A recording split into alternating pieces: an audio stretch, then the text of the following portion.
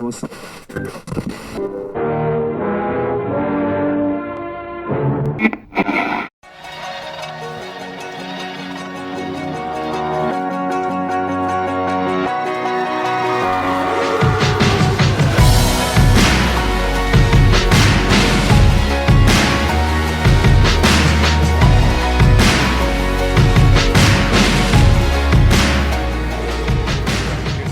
to see you. How's How it you going? feeling? I feel good. I'm a little warm.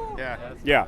Probably should release the film in November, right? You should have either released the film in November or worn as my premiere outfit a bathing suit, which is what I wanted to do, but my publicist said that was inappropriate.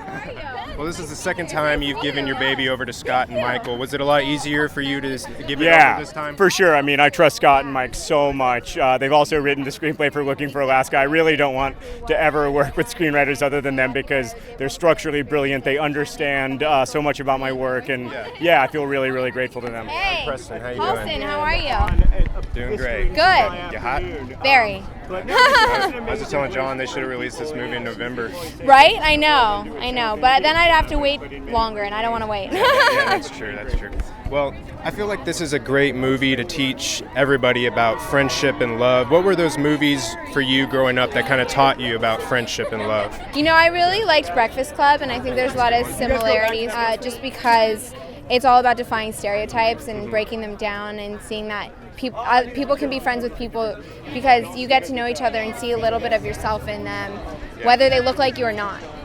For you guys, what is the most effective use of a song in a film? Like, every time you think of that song, you think of that movie. Well, I can say we had the honor of being a part of a Wes Anderson tribute album, and each band picked their favorite moment in a Wes Anderson film that featured music. And we did The Who's A Quick One While He's Away from Rushmore, and the revenge scene where they're like one-upping each other. It's one of my favorite uses of music in film, I'd say. But I think there's tons. Yeah. It goes together really well. Yeah, there's a line, and I'm sorry if I butcher it. That's okay. There's a lot of fans that probably get upset with me too, but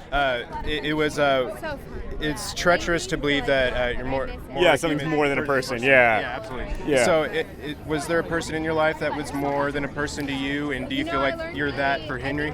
Well, I think I admired the young women in my life in a way that I thought was helpful to them, but was really dehumanizing to them, and that's something that I had to learn and something that I wanted to write about.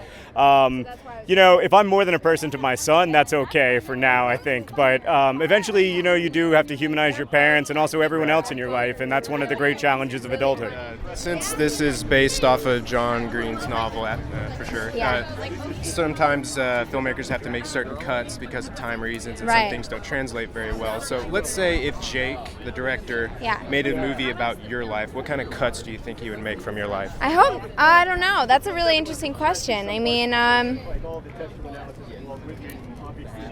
Gotta keep it all. yeah, you got it. I don't know. That's a good question for him. He's the director. I don't do that. I'd be like, I don't know. I'm too emotionally involved. If Jake, the director, made a movie about each of your lives, what would be your ideal soundtrack? Who would be in that? Oh man, you want to start? Ooh, Sharp, you want to start? you guys have any ideas? You go first. What would be the soundtrack for the movie of your life? Oh man. Wow. Lots of saying Motel because we hear that all the time. This is what we do all the time, so probably a lot. Probably of get a that. good deal on licensing it. Yeah, exactly. Yeah, I know the guys in the band. It's cool. Yeah.